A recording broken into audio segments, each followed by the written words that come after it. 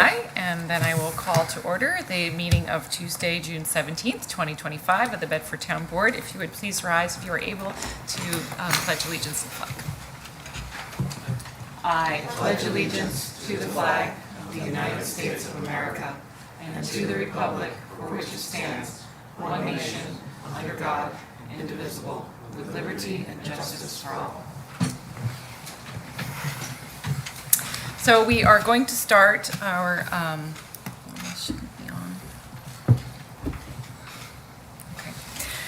start our evening with a recognition for the volunteers who have been serving the Meals on Wheels program in our community. Established more than 50 years ago, Meals on Wheels is a national not-for-profit that is widely regarded as the most effective solution to address senior hunger and isolation. Working with more than 5,000 independent community-based providers across the country, including the town of Bedford, Meals on Wheels provides over 2 million meals a year across the country. We are very proud to be a long-term partner in this program, and it is a pleasure to recognize our volunteers this evening. I would like to invite Kim O'Brien up, who works in our managing the Meals on Wheels program, but is Assistant Superintendent of Recreation and Parks. So thank you, Kim. Thank you. So first, I'll put these on or I can't. Good evening. Thank you for joining us.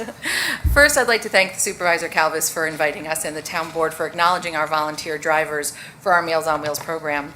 As you said, I'm Kim O'Brien. I'm the Assistant Superintendent of the Recreation and Parks Department, and I'm the new supervisor, less than 5 months for the Meals on Wheels program. So, as you said, Meals on Wheels is a nationwide program to provide nutritious meals for homebound seniors and individuals with disabilities who are unable to prepare meals for themselves. Their aim is to maintain their independence and well-being while being at home. And as we said, Bedford does have this program for over 50 years, and the Meals on Wheels program would not be the same without our volunteer drivers.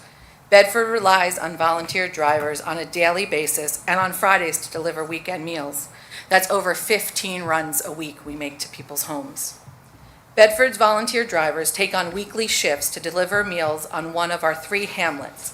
These weekly drivers deliver weeks and weeks on a time, and some have been doing it for 10 and almost 20 years of volunteer on a weekly basis. But there are some times that our weekly drivers actually need some time off. And then we rely on sub-drivers. Drivers I will call at 9, 10 o'clock to say, hey, in about an hour, can you deliver for 2 hours? And they say, sure, I'd love to help the community out. So we rely on our weekly drivers and also our sub-drivers who volunteer and make this program happen. As a new person to the program, I wanted to take on some of those runs myself and meet some of our recipients.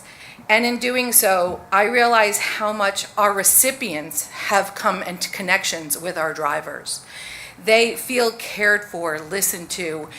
Our drivers are a friendly face, a warm smile, and someone to listen to.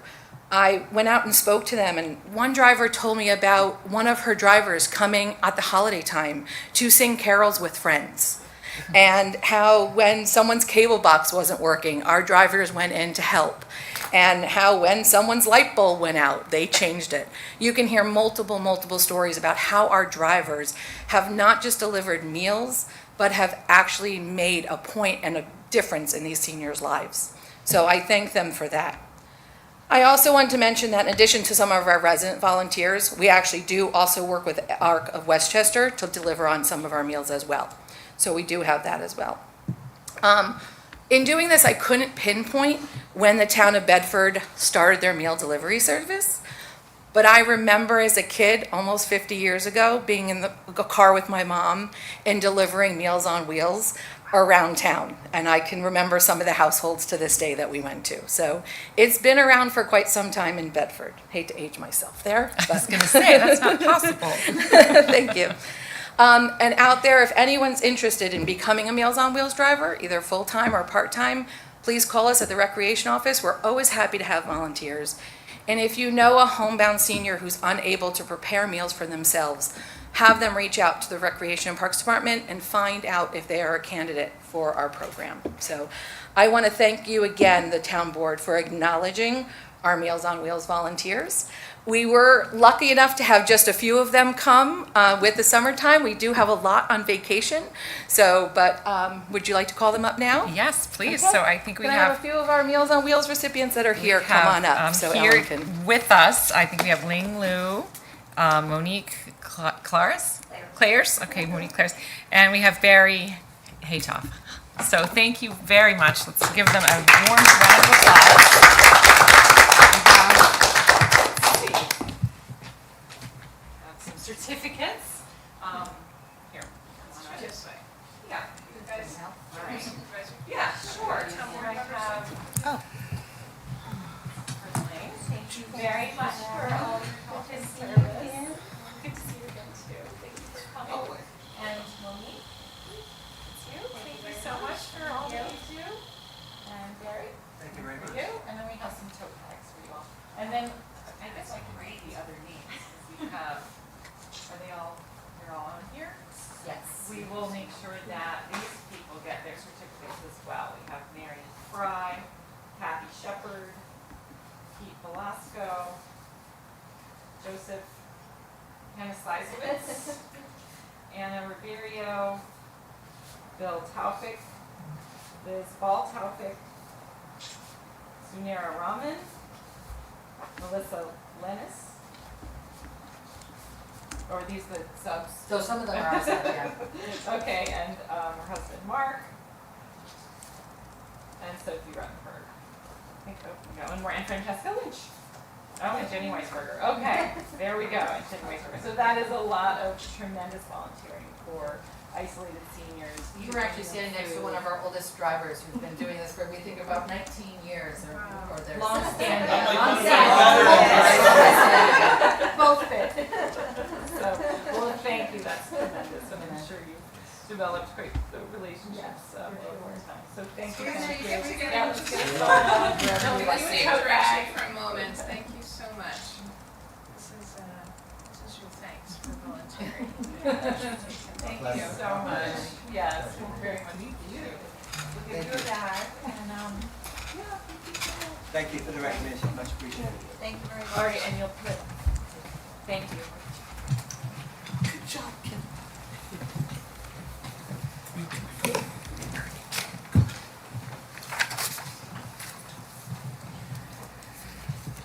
Whoops. Okay, so thank you, everyone. We are now moving on to a presentation by Ted Fink, who is the town consultant for the Department of Environmental Conservation grant regarding wildlife corridors. And this is just an update. We are not, we're kind of in the middle of the process. And so Ted is here. I see Ted, and I'm going to tee up the presentation. Oh, sure, yeah. Who's going to do the introduction? Simon Skolnick from the Conservation Board is here to introduce Ted, and I see Ted on the screen. And then the other thing is, I don't know how we're going to do this logistically, but Ted sent you his PDFs, or is someone going to be able to move them Yes. as we do it? Great, okay, Yes. super. So my name is Simon Skolnick. I'm a member of the Bedford Conservation Board. I'd like to note Dan Farkas is here. He's leaving. Bye, Dan. Oh, okay, good. And of course, Marina Kubicek is the chair of the Conservation Board, and she's here as well. And and as a good chair, she's delegated this to me. So I'm not going to take too much time because I think we want to keep the presentation limited. So I'll just read. And just put you in context, about a year or so ago, we had a presentation by Mayanas River. That was phase one. Now we're moved into phase two, which is looking into ways to preserve and protect these areas that we've identified, and that's where Ted Fink comes in.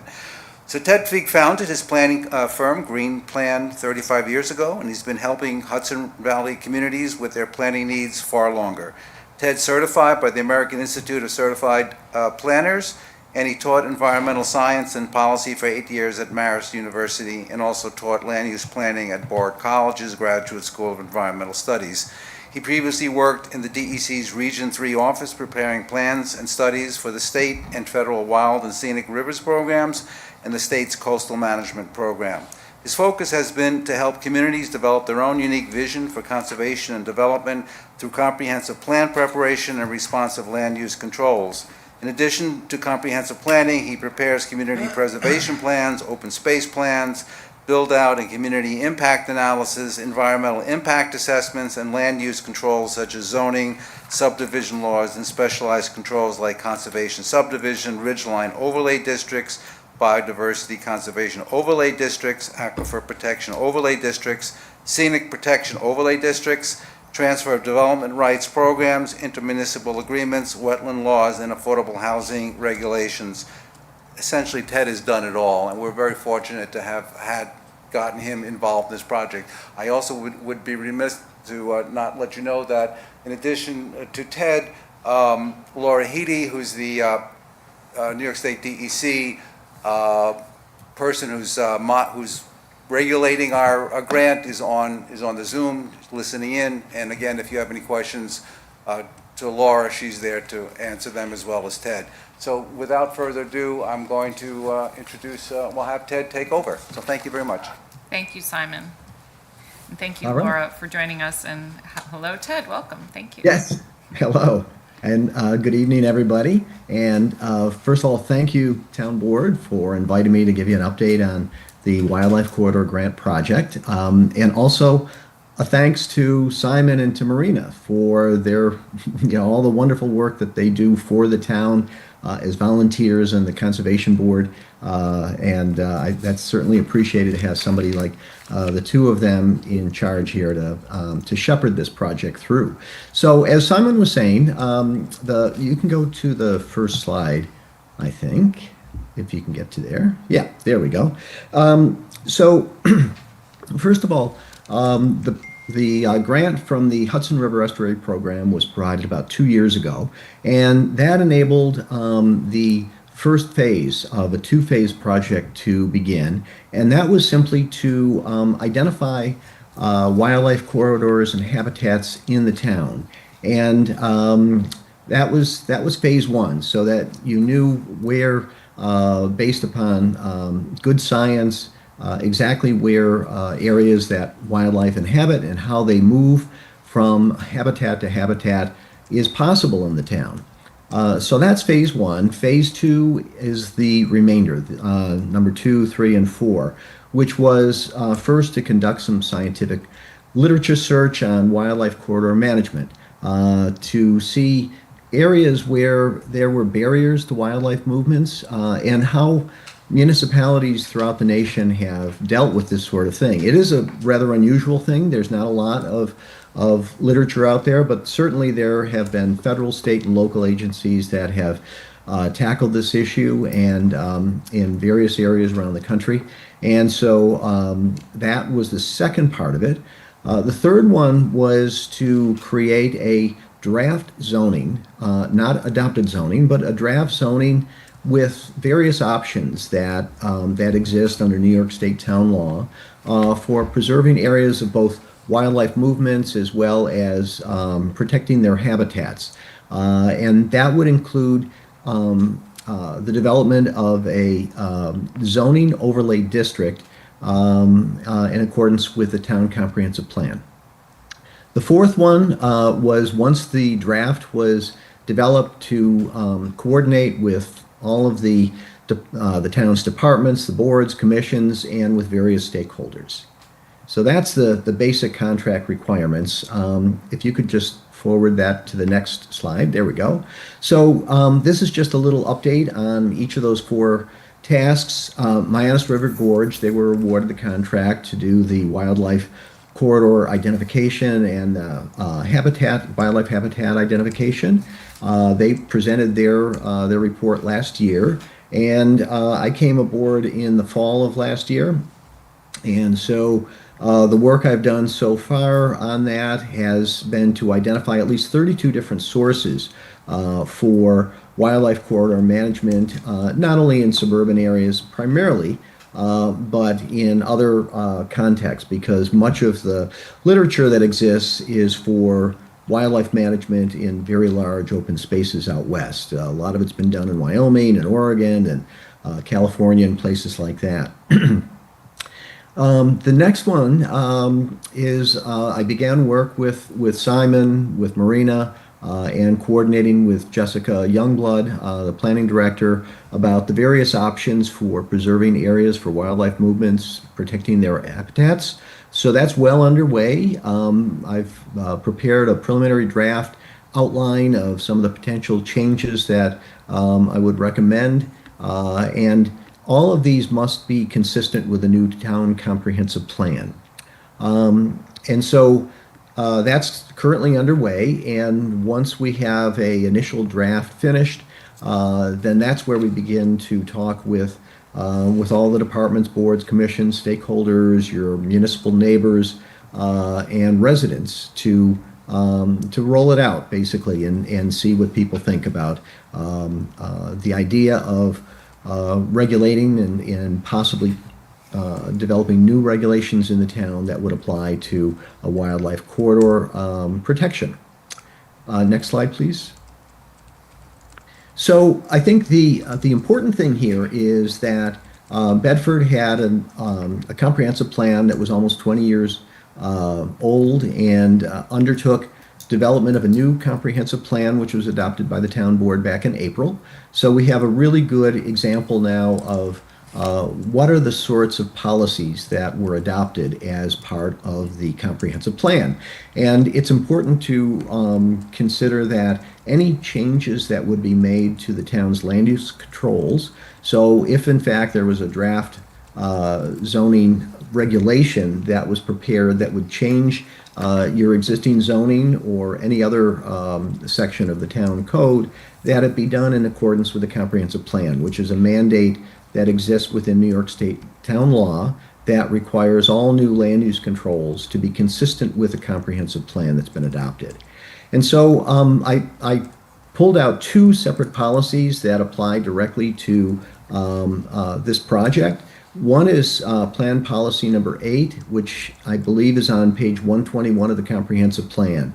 And that is to update Bedford's natural resource inventory. You have natural resource inventories that have been done going back all the way to the 1980s. And to explore things like new critical environmental area designations, which you have for the areas underneath your town aquifers that were designated by the town. There's additional ones that were designated by Westchester County.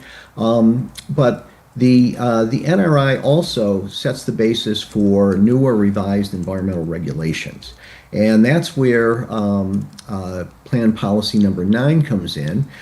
Using the natural resource inventory as a baseline, the town should explore whether revisions to existing regulations or creating new regulations are necessary to offer greater protection to features like wildlife without adding significant time and expense to the land use application process. So that creates the consistency that's necessary for moving forward with possible zoning changes that would result in beneficial things for wildlife and for connecting these corridors of wildlife habitat that exist within the town. Next slide, please. Just to give you a sense, the town has some really good mapping already on the town's website. The town of Bedford has, and I don't know how much you can see here, but what I've done is I tried to take a screenshot that showed essentially some of the wildlife characteristics that exist in the town, streams, steep slopes, upland habitats, wetland habitats, isolated habitats, ridge lines, those sorts of things, which are all illustrated on this particular map. And these provide a clue as to where the primary wildlife habitats exist in the town, some of which have been protected, some of which have not. And if you compare this particular map with the one that was prepared by Mianus River Gorge as part of the Phase 1 study, there's a great deal of similarity between the actual locations of the habitats that were identified in Phase 1 with the mapping that has already been done. So I thought it would be instrumental to take a look at that particular map. The next one, next slide, So some of the benefits. It's important, I think, to keep in mind that a project like this, even though it is narrowly focused on how the town's land use control authority can be used to effectively protect and preserve wildlife habitats in the community, there are spillover effects that can really provide a great range of additional benefits to the town, in addition to simply protecting wildlife corridors and habitats. And that's things like protecting lands that also provide for keeping air and drinking water clean for residents. The benefits of protecting forests and open space areas has the effect of moderating temperatures and storing carbon, which is important for climate moderation. These are things that give the town form and shape and contribute to the scenic beauty and the scenic landscapes that Bedford has. Open space also, rather than channeling floodwaters, absorbs floodwaters better than developed lands does. It keeps nature close to home so that people have access to nature, not only visually, but also physically, to be able to walk in nature preserves and things like that. And it does provide outdoor recreation opportunities for walkers, for bikers, cross-country skiers, and so forth to use the areas that have been protected as wildlife corridors and habitats. Helps children learn about the values of nature in the community. And you have a number of studies have been done. The Metropolitan Conservation Alliance did studies of wildlife habitats. The Eastern Westchester Biotic Corridor they did with some of your adjoining towns. So that allows for intermunicipal coordination to ensure that whatever wildlife habitats exist, they don't respect political boundaries. And wildlife habitats are something that you share with your neighbors, municipal neighbors, and any opportunities for coordinating with them and ensuring that habitats that exist outside of Bedford will not have a negative effect on the habitats that Bedford wishes to preserve. And finally, it closes a gap. A couple of years ago, the governor announced a new New York State goal of preserving 30% open space by 2030. And you're pretty darn close. You've got 26% of the town already preserved, so you're close to meeting that goal. But if additional areas were protected, that also helps to that town to get closer to that goal. And finally, the last slide, please. So the next steps, really. One of the things that was highlighted within the grant, in which I agree with, I think it's an important consideration, is to take a close look at the conservation development rules. This is Article 6 of the town zoning law. It was in the original contract with the state, and it's also in the comprehensive plan to use the conservation development rules and to consider potential some changes to those rules.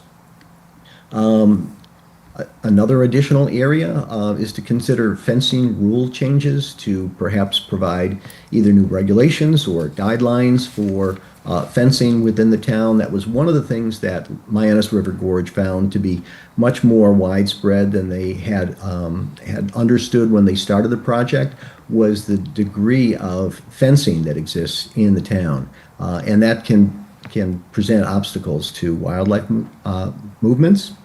One thing I think which is important for any new rule is to explore reasonable exceptions to the rules for things like smaller parcels, where it might be a real burden to the landowner to have to submit to any new regulations, and especially for farms and forestry for them, because they already provide benefits for wildlife, and to exempt them from the requirements of that. And a possible thought, a parting thought here, is to consider whether or not you wanted to use incentives like a density bonus, for instance, for conservation development when habitats are present on a property. So those are some of the things that I think are next steps. in this process before the full drafting can begin, and to explore these things with town officials. So I think that pretty much wraps it up for me as far as the presentation. I'm happy to answer any questions that you may have, and take it from there. Okay, thank you very much for that presentation. Sounds like a good amount of work has been done and considered. From the studies, or the other, I guess, legislation and other places that you've looked, you said a lot of it was out west where there's been efforts to do this kind of work. Are there examples of communities more like ours that have undertaken this kind of wildlife corridor study and policies? Yes, one was done here in New York in the Hudson Valley, and that's the town of Warwick. I was the Warwick planner for 30-some years, and about 15 years ago, the town created what we call was a biodiversity conservation overlay district that was based upon some studies that had been done by the Metropolitan Conservation Alliance that identified critical habitats in the town for protection. And the town, in their comprehensive plan, had some strong recommendations for protecting wildlife habitats. They asked me to prepare that. It was adopted, and it's been in place now for 15 years. The town of New Paltz has begun to prepare a wildlife overlay zoning district, and I worked on that, and that has taken a pause because of a change in the supervisor of the town, who unfortunately resigned along the way, and we're hoping that the town will pick that up soon. There's a third one that another town that I've worked for 20-some years now is the town of Red Hook in Dutchess County, and we did a project called Connected Natural Areas, and these are principally areas that were identified, and I did this with Cornell and with AKRF, to identify these corridors, and the town is now undergoing a comprehensive plan update as well, and we expect that this will be integrated into the town's land use approval system at within a year or two. So those are the three that I've worked on. There are other examples of overlay districts that have been enacted around the state, and they've done it for a variety of different purposes. And so we are also looking at those. Some of those 32 different studies that I've looked at have included some that are in New York State. So it does, and there have been court decisions, appellate decisions upholding wildlife overlay districts that have occurred within the state as well. So we do have some examples of how the courts have dealt with this as well. So it does bode well for Bedford to have the examples that have been carried out by these other municipalities to use as models for the town. Thank you. Good. Well, do we have any questions from the board? No? Okay. Well, thank you for the update. We look forward to, I guess, the next phase of talking with the town board members and others about, what might be possible. So, Great. great. Okay. Well, I look All right. forward to it. Thank you very much. All right. Well, thank you. Okay. Good night. Good night.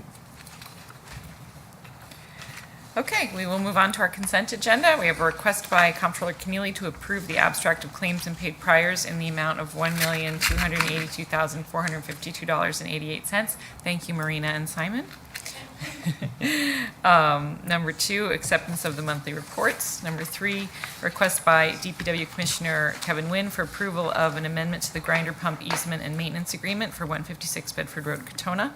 Number 4, a request by DPW Commissioner Wynn to approve professional services supplemental agreement with Creighton Manning for the Harris Road / Babbitt Road intersection and sidewalk improvements, construction, inspection, and support not to exceed $105,300. Number 5, a request by Commissioner Wynn to approve the New York State Department of Transportation Harris Road, Babbitt Road Safety Improvement Supplemental Funding Agreement. Number 6, a request by Commissioner Wynn to approve Brennan Construction Sewer Project Phase 2 electrical change order for $97,810.94. Number 7, request to adopt a resolution approving stormwater facilities maintenance declaration and easement agreement at 164 Green Lane and 700 Bedford Road. And number 8, a request by the Katona Village Improvement Society for approval of the 2025 Katona Road Race to be co-sponsored by the town of Bedford on September 6, 2025. Do we have a motion to approve those 8 items on the consent agenda? So moved. Second. Any questions? All in favor? Aye. Motion carries. And it's great to see us inching forward towards the Harris Road, Babbitt Road intersection improvement project, which is many years and many agenda items. But we're getting there. Construction should start in July, I believe, or this summer. Okay, under old business, we have a request to adopt a resolution concerning a home rule request to authorize the Bedford Hills Fire District to file tax exemption from the 22-23 school and town real property taxes. This was in relation to the property that the Bedford Hills Fire Department purchased after the date for which you could file for an exemption from taxes. As they are a not-for-profit organization, we had to seek help from our legislators to file bills in the Senate and the House at the state legislator level. And now the next step is that we let them know that if they go ahead and pass these bills, that we will agree to let the fire department indeed file those forms retroactively and achieve this retroactive exemption status so they can get reimbursed for those bills that they paid, the tax bills that they paid. So Right. This is the formal request to the legislature to adopt that legislation. to adopt it, Yeah. okay. So there's a resolution in the packet. Do we have a motion to adopt the resolution concerning the home rule request? So moved. Second. Any discussion? No? Okay, happy to move this forward for the fire district. So all in favor? Aye. Motion carries. Thank you. Under new business, we have a request by DPW Commissioner Wynn to set public hearings on the following potential local laws to consider stop signs. So Kevin is here to explain and help us understand what we're doing to set the public hearings. Hello, Good evening, thank you everyone. for joining us. Good evening. So we're trying to resolve some sight distance issues on the Babbitt Road corridor. There are several intersections where there are currently problems, or at least the most severe problems. One being at Franklin Avenue, where exiting Franklin, right now there are no stop signs in any direction there, meaning Franklin or Babbitt, and it's very difficult to see left or right. The other being Payne, where there currently is a stop sign exiting Payne, but there's not one on either direction in Babbitt. And then lastly, at Glen, there is no stop sign exiting Glen. So what we're proposing is to put stop signs at Franklin in all 3 directions, basically on Babbitt in both directions, and then at the exit of Franklin. At Payne in 2 directions on Babbitt in both ways, and then at Glen, just exiting Glen. So that would improve all 3 of those areas significantly. We've had many complaints and concerns from residents about the sight distance there, and I think this is a simple way to resolve that. I think that it's going to be a bit of an inconvenience for drivers because they'll have to stop frequently, but it's also the route to the elementary school. It's an area where perhaps there's a little too much traffic at a bit of speed, so stop signs, given the sight distance issues, should be a good thing.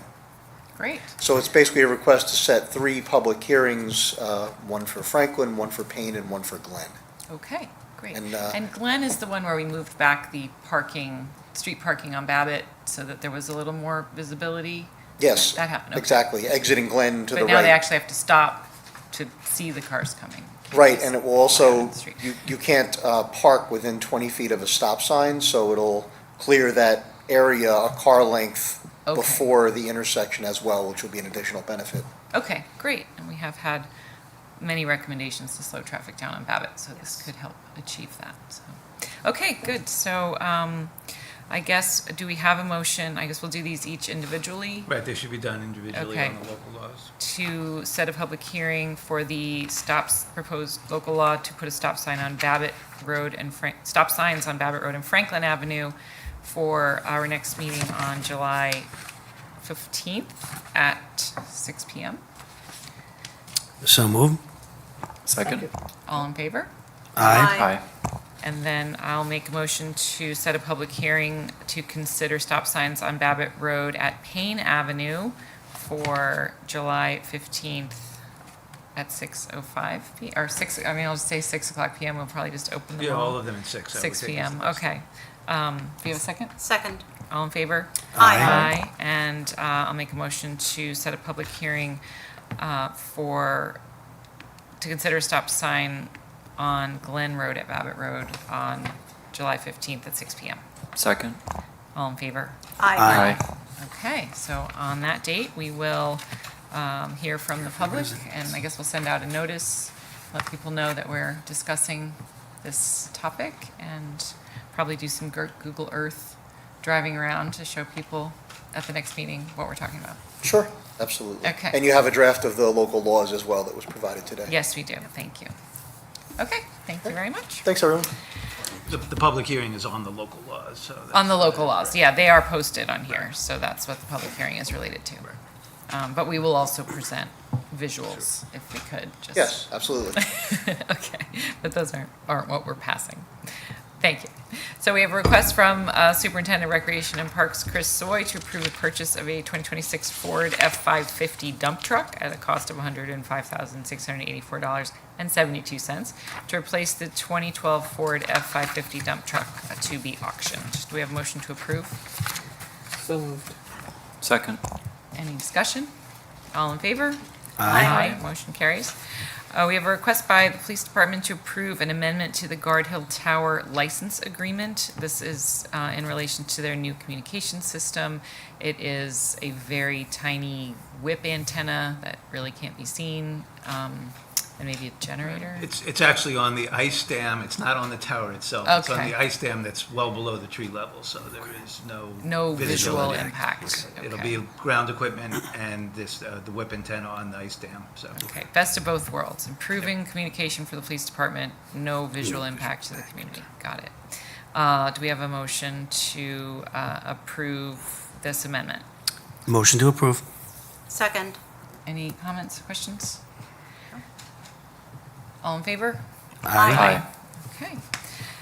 We have a request by Personnel Director Tanya Orr to approve the appointment of Raquel Ali to the position of Senior Office Assistant in the Town Clerk and Town Receiver Departments, effective retroactively to June 7th, the delayed start date of on or about June 23rd. Do we have a motion to approve? So moved. Second. Any discussion? I'll just say that this is a position that is shared between the two departments so that we can have a little more flexibility and coverage for both departments, both at lunch and when people are on vacation and when times are busy and things like that. So it'll be great to have another person in the offices. All in favor? Aye. Aye. Motion carries. And we have a request by Director of Planning Jessica Youngblood to refer local laws proposing ministerial changes to the zoning code, Chapter 125, and concerning accessory apartments and cottages to the Town Planning Board and County Planning Board, and to schedule public hearings on the proposed laws for July 15th, 2025 at 6:10 PM. So Director Youngblood is here to explain what these changes would do. Thank you very much. Thank Good you for evening, joining. town board members. This is actually going to be the very first implementation project we have in correspondence with the adoption of our 2025 comprehensive plan. So not only is it a good practice to go through your zoning code and other parts of your code to ensure that everything is up to date and also is related to each other in the code. So we've done that. This is also a specific recommendation that we had in there. It's shape number 14, which is really to review definitions and regulations. So we are doing that. Not only does this help the town, it's actually very beneficial to our residents to make everything a little bit easier to read in our zoning code, making sure that when you're flipping through text and the tables, everything is aligned.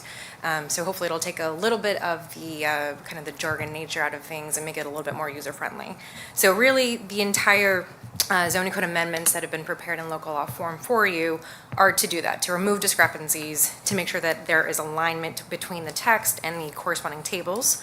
There's also a little bit of ratification of some previously filed errors that we did find, and that E-code had alerted to us before, so we're including those. We're also looking at taking away some duplication of requirements that are stated in 2 different sections and they don't speak the same language. So again, bringing that into conformance is really important. And then there are just a series of typographical errors that are in there, for example, incorrect word usage or code reference sections. So again, these are ministerial in nature, which means that they're non-substantive. We can classify them as type 2 actions under seeker, which is great, so we have no further environmental review. But by town law, both ours and town law from the state, we do need to refer these local law changes to our planning board for their review and comment, and then I can report back to you at your July 15th meeting with a summary of what they had provided. But it is very basic, very simple, but I did want to make sure that I gave a little bit of an overview. So you do have everything in your packets that have been provided and also posted online for public review. Thank you. Do we have a motion to? There are actually 3 local laws, Madam Supervisor, so. 3 public hearings. 3 separate public hearings that could all be scheduled at the same time, 6 and Okay. 5, so. Thank you. But there are 3, so, because we wanted to keep, in case there are 2 of them that are slightly different than the other changes, which are basically typographical, so we wanted those. Oh, so they're 3 separate. Regarding the accessory apartments and the cottages, right? Okay. so. And there is time between now and July 15th for the referrals to be made and these to be reviewed by the planning board and the county planning board, just to make sure. We think they're ministerial, but we want to make sure when they Yes. read them, they agree. They'll be sent out tomorrow morning. Okay, great. Okay, so do we have a motion to approve, I guess, the first proposed local law proposing ministerial changes to the zoning code chapter 125? Let's see, for a public hearing on July 15th at 6:10 PM. So moved. Second. All in favor? Aye. And then do we have a motion to approve the draft local, the public hearing on the draft local law regarding the accessory apartment language for July 15th at 6:15? No, I would do them all at the same 6:10 time. PM. I think it's- So moved. Second. All in favor? Aye. Aye. And do we have a motion to approve a public hearing, set a public hearing on the local law regarding cottages on July 15th at 6:10 PM? Motion to approve. Second. All in favor? Aye. Aye. Okay, so we'll have a few 6 public hearings in 20 minutes at the Thank you. next meeting. No, they may take a little longer than that. No hurry. We do want to hear from the public and all of that. Better to set the time earlier and then. Right, and then continue through if we can. Okay, do we have any public comments? Any town board announcements? The town offices are closed on Thursday. It's Juneteenth. The Bedford Community Juneteenth celebration is taking place at the Bedford Hills Community House from 3 to 6 p.m. It starts with a tour of the historic quilt collection at Antioch Baptist Church and a keynote speaker, and then moves across the street to the community house for an amazing performance. Oscar Award nominated, just performed at the Tony Awards, performer named Marcus Paul James, and should be dancing and activities and a lot of fun. So that should be a tremendous opportunity for the community to come out on that day. Food Truck Fridays we had last Friday. It started to rain halfway through it, but it was a really good attendance, and we have another one coming up on July 11th. And Women of Distinction Awards are on June 23rd, hosted by New York State Assembly member Chris Burdick. And there are many Bedford residents on the roster, including Deputy Clerk Nina Kellogg, our business promoter Jen Weege, and County Legislator Erica Pierce. So that should be a great night to celebrate those women of distinction. Today is Grievance Day, so to grieve your assessment on the tentative roll, you have until 8 p.m. this evening. And the Board of Assessment Review will be in the assessor's office until then. And then finally, we want to mention Bedford was named in the SafeWide study the #1 safest city in New York State for the second year in a row. So thank you for the Bedford Police Department, our first responders, and our residents, and everyone who helps to keep our town safe.